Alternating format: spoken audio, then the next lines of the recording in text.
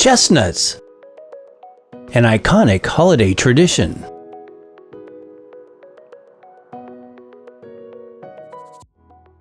Where do chestnuts come from? Chestnuts are the fruits or nuts from chestnut tree species that grow in many parts of the world. Here in the United States, we are familiar with the giant American chestnut, one of the tallest chestnut tree varieties. Other popular species include European chestnuts like the Spanish chestnut, also called sweet chestnut. This is the one commonly sold unshelled in the commercial marketplace. Not to be confused with two unrelated species called water chestnuts and horse chestnuts, true chestnuts are contained within a sharp, spiny husk or burr, which grows in clusters. Inside the burrs, there are usually, depending on the species, between 1 to 7 brown, hard, and shiny unshelled chestnuts. This outer shell is technically known as a peel. Underneath this layer is a thin, slightly fuzzy skin that is removed to reveal the creamy, pale yellow nut that must be heated to make it palatable to humans. What do they taste like? Chestnuts, in their raw state, are very hard and astringent. However, when you heat them, either through roasting or boiling for a short time, they soften and become deliciously nutty and sweet. When thoroughly cooked, they taste very much like a sweet potato in texture and flavor. How to prepare chestnuts. Since you must cook chestnuts before you serve them, most traditional techniques use two ways to do this. Both are done in the shell, which is peeled after the cooking time. Number 1, roasting. This is where the song lyric, "Roasting chestnuts over an open fire," comes from. It is by far the most popular method for preparing chestnuts, so they're not only fit to consume, but can also provide unique depth of flavor. Yes, this can actually involve roasting them over flames or on a grill, but modern roasting is usually done in an oven. Chestnuts need to be scored before heating so they don't burst open. This likewise makes it easier to remove the brown peel and inner skin once they're done. To score them, lay the flat side down and score a large X on top with a sharp knife, or use a chestnut cutter tool. Soak for 2 hours, which will help to soften them. Then simply preheat the oven to 425 degrees Fahrenheit and roast for about 20 minutes. They are traditionally served hot, fresh from the oven. Number 2, boiling. This method is favored when you intend to utilize the chestnuts in recipes like stuffing, sauces, and purees, or they can be roasted with root vegetables or dried and ground into a flour for baked goods or pasta. To cook them, boil a pot of water, add the whole scored soaked chestnuts, and simmer for about 20 minutes.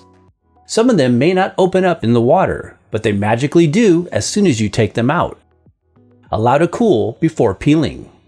This is one of our favorite ways to eat chestnuts, as it seems to make the inner peel easier to remove, and they still have a delicious flavor and texture.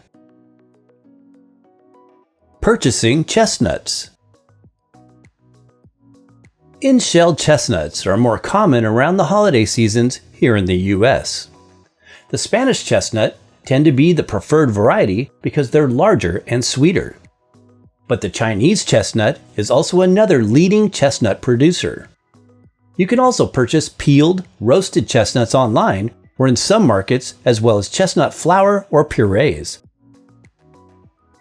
Nutritive Qualities. Instead of protein or fat like other culinary nuts, the main component in a chestnut is carbohydrates in the form of starch. Some consider it on par with that of potato or other starchy nuts like cashews. Once they're cooked, chestnuts soften. The starch turns to oligosaccharide and monosaccharide, and the sucrose breaks down to form glucose and fructose. These elements, along with some caramelization, provide for their sweet taste and flavor. The amylose starch content significantly influences the texture of chestnuts when cooked. According to one product label, a 50-gram serving, about 7 small chestnuts, contains approximately 22 grams of carbs, 5 grams of sugars, and 3 grams of fiber. While they're not on the keto diet, they can offer some calories for snacking between meals, as well as are shown to provide some B vitamins and minerals like potassium, calcium, magnesium, and iron. Although lower in calories than many other nuts and seeds, they have been a historically important staple food source because of their plentiful and storable nature in chestnut growing regions. In some parts of the world, chestnut trees were highly valued for their prolific supply of nuts, providing sustenance for entire communities throughout the year, often consumed as a porridge or polenta. Chestnuts contain antioxidants. Chestnuts are also valued as a source of antioxidants in the form of phenolic acids, flavonoids, and tannins, even after roasting. The greatest amount comes from gallic acid, ellagic acid, quercetin, and sometimes vanillin, depending on species. They are one of the few nuts that contain vitamin C. However, this nutrient is somewhat degraded when heated at high temperatures. About chestnuts and oxalates. As we know, many common foods contain oxalic acids, and nuts are no exception. Studies find that these anti-nutrients affect mineral uptake, but can be reduced via cooking techniques. When it comes to analyzing chestnuts and their oxalate content, because they need to be heated, these levels are diminished. Water-boiled chestnuts would probably contain the least amount, but some research shows low levels of soluble oxalate in both roasted chestnuts and pistachios. Chestnut roasting at Christmas. Chestnuts are ready to harvest in the fall to late winter seasons, making them an appetizing treat for the cold winter holiday seasons of the Northern Hemisphere.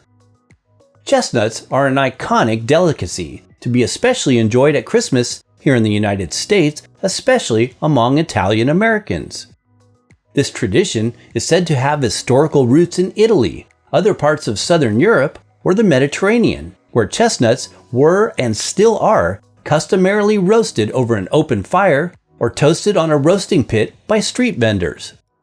They are a common treat sold hot at many fairs and festivals. Other chestnut eating traditions. Other than being a Yuletide favorite during the holiday season, chestnuts, also called marrons, are consumed in many other ways, often in desserts like cakes, puddings, and confections. Chestnut puree is often combined with sweetener, milk, and vanilla called marron paste. It is frequently used as a filling for pastries, baked goods, and to make the French classic dessert known as Mont Blanc.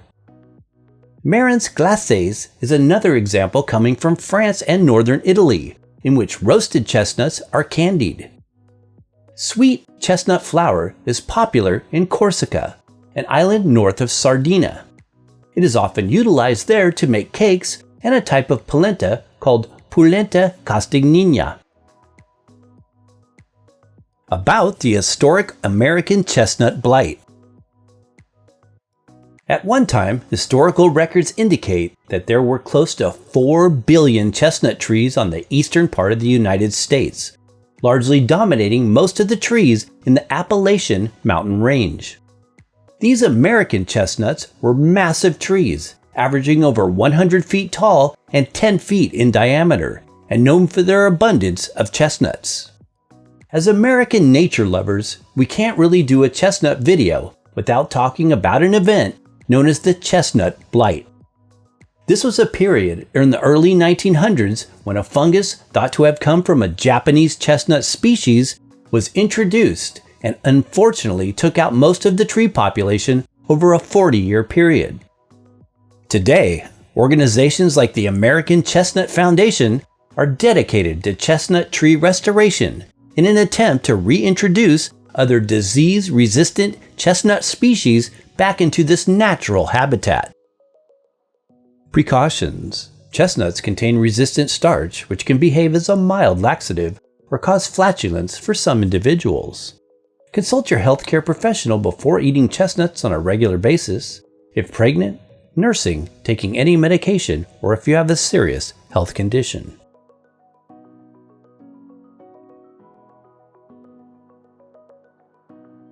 Thanks for watching! For more in-depth info on the amazing chestnut, be sure and follow the links in the description box below this video. Please support the channel by giving this video a thumbs up if you found it useful. And don't miss gaining some gray matter with these additional informational videos.